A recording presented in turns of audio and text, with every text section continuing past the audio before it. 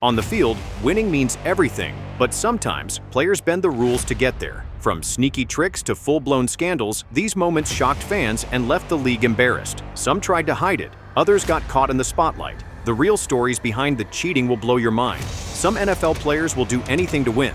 And when I say anything, I'm talking about stunts so dirty and desperate that it makes you wonder if football is a sport or a crime scene. Forget fair play. These guys bent the rules, smashed them to pieces, and still walked away acting like nothing happened.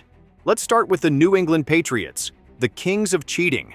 Everyone knows about Spygate and Deflategate, but their history of shady tricks goes even further back. Picture this: 1982, snow everywhere, the Dolphins and Patriots freezing through one of the ugliest games ever played.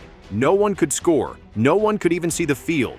And just when New England needed a field goal, the team's snowplow operator casually veers off his job of clearing yard lines and clears a perfect little runway for the kicker. Boom! Easy 3 points. Patriots win. The Dolphins coach lost his mind, but the refs let it stand because technically, at that moment, there was no rule against it. That's how ridiculous it was. An actual snowplow became part of the game. The NFL had to change the rules a year later. That's how far the Patriots went just to steal a win. But dirty tricks weren't limited to just organizations. Individual players were even worse. Albert Haynesworth of the Titans took cheating to a violent level. During a game against the Cowboys, he got so heated that he ripped off an opponent's helmet and stomped right on the man's face. This wasn't football. It looked like a street fight. The victim needed over 30 stitches, and Haynesworth got suspended 5 games. 5 games for almost caving someone's skull in, and people still argue the punishment was light. Then there's Lawrence Taylor, the Giants Hall of Fame linebacker, one of the greatest defenders ever. But his game prep was insane. He openly admitted to hiring escorts the night before matchups, not for himself, but for his opponents. He'd send women to opposing running backs just to tire them out before kickoff. On top of that, he admitted to playing while high on crack cocaine and even borrowing teammates' urine to pass drug tests. This isn't just bending the rules. This is blowing them up with dynamite. And somehow he's still celebrated as a legend. Teams themselves also got sneaky in ways that make you wonder how many wins were truly legit. In 2015, the Buffalo Bills were caught pumping fake crowd noise into their own stadium to mess with the Patriots' offense. The rule is clear: artificial noise can't keep going once the visiting team has the ball. But the Bills didn't care. They thought maybe, just maybe, it would throw Brady and company off their game. Spoiler: it didn't. They still lost. That's how embarrassing this was, cheating and still failing. And if you thought players and teams were the only culprits, coaches got in on the action too. One of the dirtiest examples came from Steelers head coach Mike Tomlin in 2013. During a kickoff return, Baltimore's Jacoby Jones was sprinting down the sideline for what looked like an easy touchdown. Suddenly, Tomlin stepped way too close onto the field, forcing Jones to slow down and change direction. The Steelers only got hit with a fine, $100,000, but the Ravens lost a guaranteed score because a coach decided to literally put himself in the play. That wasn't an accident. That was straight-up sabotage. But Tomlin wasn't even the worst coach cheater. The Jets had a strength coach named Sal Alosi who took things to WWE levels. During a Dolphins return, he stuck out his knee and tripped a player running full speed. The guy went flying. Think about that. Someone trusted with training athletes decided to risk ending a man's career for an edge.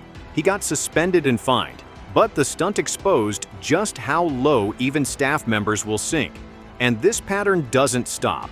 From performance-enhancing drugs to secret signals, players and teams were constantly scheming. Because when it comes to the NFL, the cheating only gets crazier. From here, cheating in the NFL didn't just stop with dirty hits and coaches stepping on the field. Some players went full science project to gain an edge. Take Ray Lewis, one of the greatest linebackers of all time.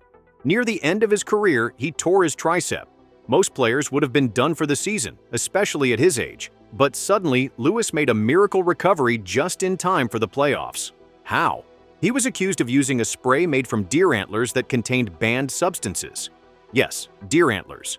People laughed, but the spray contained growth hormones. And Ray wasn't alone. I come out of halftime, and I stayed in there a little longer because I got ready to tell my trainers, I'm like, man, listen, I can't even punch nobody with my arm. I said, I got it. a whisper came to me. I'm running towards the sideline. My arm burning so bad, God said, go touch Jacoby. I turned around and put both of my hands on Jacoby's chest. And I said, I'm just doing what God told me to do. And I ran back to the sideline and I watched Jacoby go 109 yards. Brian Cushing of the Texans got busted not once but twice for steroids. First time, he still managed to keep his Rookie of the Year award even after failing a test. Second time, he was hit with a 10-game suspension. The guy had a reputation for being a beast, but you have to wonder how much of that was real muscle and how much was lab-made. Even DeAndre Hopkins, one of the top receivers of his generation, tested positive for performance enhancers after leaving Houston for Arizona. He tried the classic excuse of, I don't know how it got in my system. Right, because syringes and pills just magically appear in your locker. The league didn't buy it. 6-game suspension. Done. Of course, some teams found their own unique ways to cheat. The San Diego Chargers, for example, were caught using sticky substances during games. Players were wiping this stuff on their hands and jerseys to get better grip on the ball. It was so obvious that refs eventually noticed the suspicious towels they were passing around. The team got fined, but you can bet they weren't the only ones pulling stunts like that. And while most teams at least try to hide their cheating, the Raiders basically wore it as a badge of honor. Their entire culture encouraged breaking the rules.